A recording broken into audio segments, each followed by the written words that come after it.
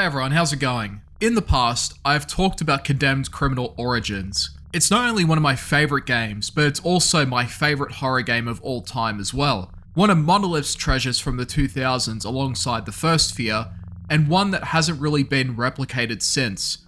I have looked for titles that closely matched its combination of brutal melee combat and forensic investigation-based game elements. You would not only fight enemies, but would also collect clues throughout the story, using a variety of forensic tools to collect DNA samples to track down the killer who framed you. Nowadays, it looks very rough on the surface, and yet it still holds some of the most intense and atmospheric displays of horror that I've seen in a game. Places like Bart's department store, the abandoned floors of the library, the darkness of the countryside, tied with frantic and violent people and paranormal entities, making this game unlike any other at the time. People have brought up some examples that do have some investigation-based mechanics tied into the narrative, or just dark and grimy atmosphere, as well as just having a similar feel to Condemned, even if it's not exactly the same in terms of gameplay. But what I wanted was something that comprised of a gnarly crime story in a similar vein to Condemned, or even exactly like Condemned. And even when I did find close enough examples in other departments,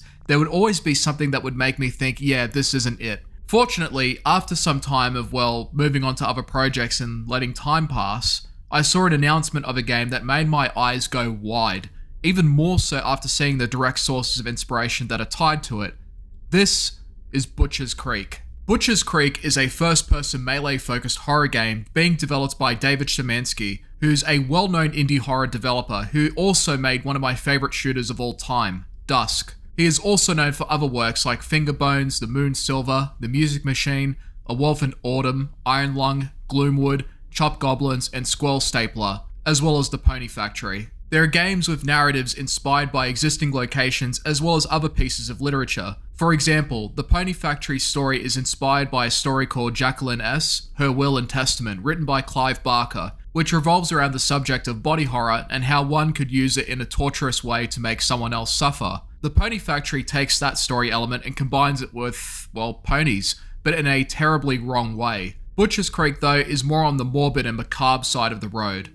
Its subject matter that I've been able to identify so far revolves around snuff films, serial murders, and occultism. Butcher's Creek, on its grimy and dark surface, delves into a world filled with people with a dark curiosity for the taboo, or transgressive content. Transgressive content is something frequently explored and pushed to the extreme, in the extreme horror genre, going beyond the violence of splatterpunk and, let's just say that you end up with books like this. Butcher's Creek, in its developing narrative, from my guess anyways, will have the serial killers and the tapes as a red herring, a mask for something far more sinister down the track. Like in Condemned, you have the grisly murders, yes, but as the game progresses, you start to unravel a much bigger mystery at play, like the frequent appearances of strange metal objects and the rising death toll of birds in the most violent districts. Your character in Butcher's Creek is an explorer of the human underworld, combing through sources of the most violent and gnarly moments imaginable, looking for taboo tapes. This search takes you to a remote place somewhere in the Appalachian forest in Pennsylvania. You might have also heard the word Butcher's Creek before. It's also a place in Red Dead Redemption 2 with its own backstory and characters,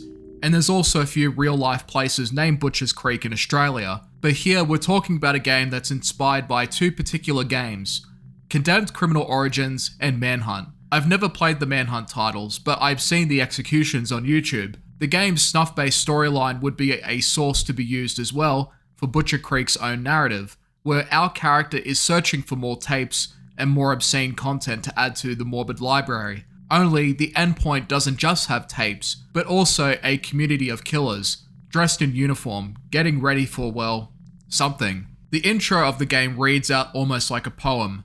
My theory is that for some people, there is no distinction between hell and earth. The threats of the underworld mean nothing to those who have sinned because they've already suffered and have seen a new path to follow. To them, hell is like an old friend and they laugh with it. The character that we play as is like a madman who thinks that they can handle the walk into the abyss because hell is just, like Monday to him. However, he may have gotten more than what he bargained for. Not long after, he is attacked by men in masks with a violent demeanor. You scurry around looking for a phone, realizing that you may have pushed your luck this time, only to end up being captured, and from here, a new journey into the unknown begins. Since the game is still being developed, There's not much I can talk about this game's story yet, but there are some notes that you can find that slowly unravel parts of the mystery surrounding this place. Why are the men dressed in the same clothes? What are they hiding? What is the purpose behind the making of these tapes?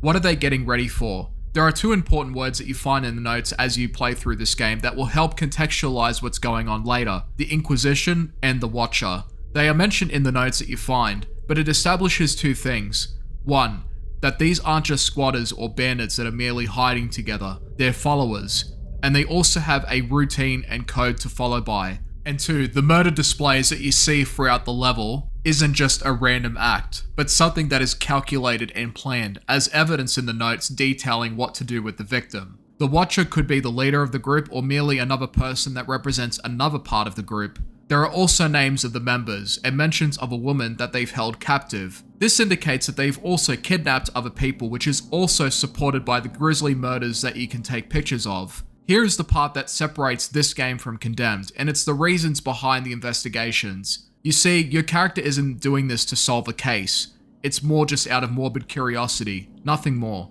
And while there is a desire to get out of the place alive, it's just more so out of self-preservation and not necessarily out of some desire to tell the truth to the world. We all have those moments of curiosity in life, but there are lines we would never cross, a point in the road where something becomes too much for us, and that is something that you can use to identify your sense of morality. These people, though, are going beyond that threshold, and in the final product, we'll see how far it goes before it stops. After some time of defending yourself and brutalizing the cult-like members, you end up in a hallway.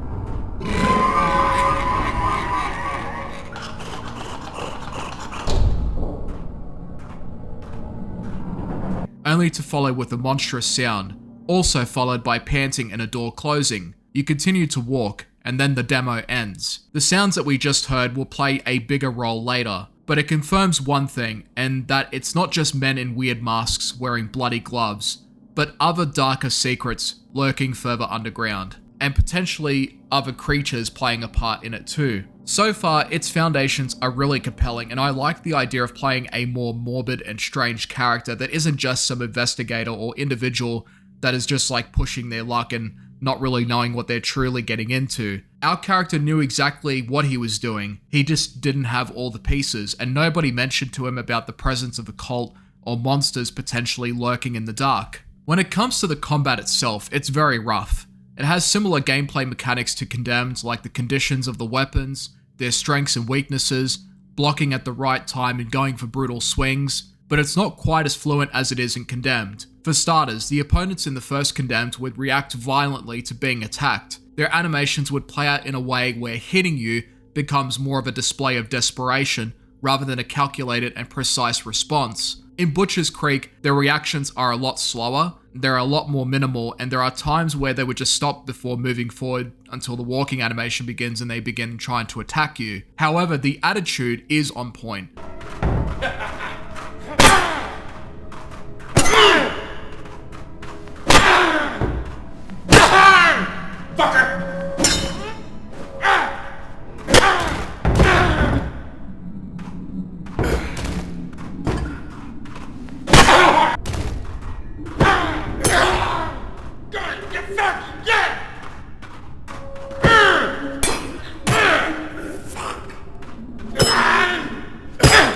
A lot of swearing and irrational reactions from being hit was another part of Condemned. In terms of Manhunt, I think that game more so affects the atmosphere and subject matter rather than the gameplay itself.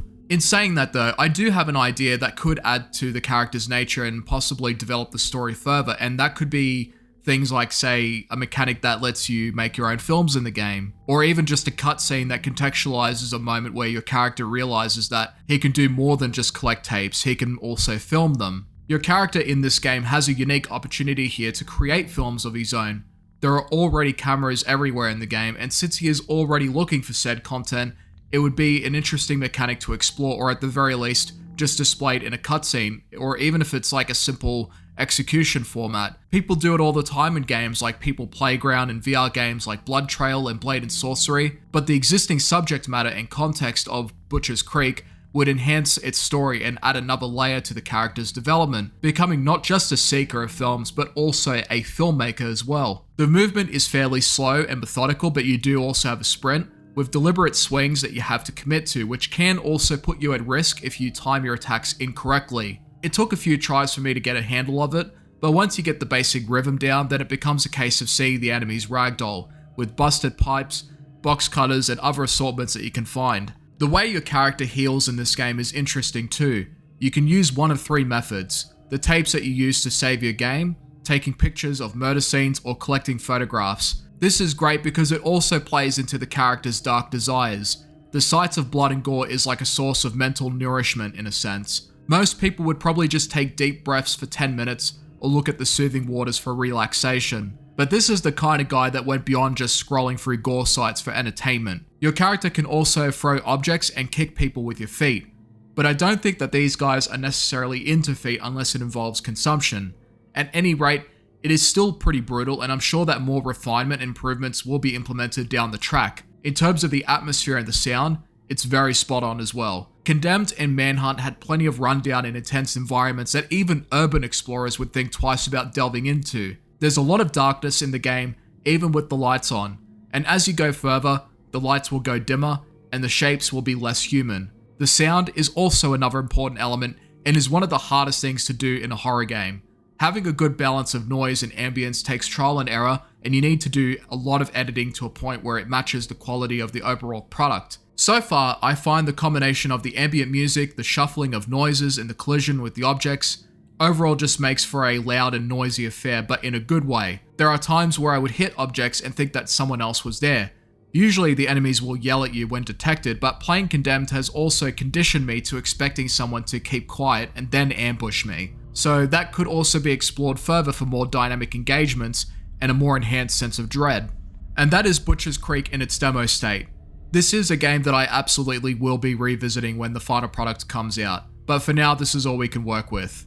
There is not a lot to play with just yet, but there is a lot of potential. Condemned and Manhunt are franchises that have been left and forgotten by its creators, and no one has taken the mantle to try and create a Condemned 3 or Rockstar, creating another Manhunt game. But Butcher's Creek could be the closest thing we have to that dream so far. I've been able to find other games that are similar to other ones that I've loved and enjoyed, but Condemned Criminal Origins has been one of the unique exceptions where I've often struggled to find something exactly like it. This is probably the most excited I've been for a horror game since Condemned 2 and Fear 2, honestly. I don't care if this gets delayed, I just hope that it doesn't get cancelled. Definitely looking forward to its release. Thanks for watching. Also, it's a shame about what happened to that Sledgehammer, but, look, I'm sure it's in good hands anyways.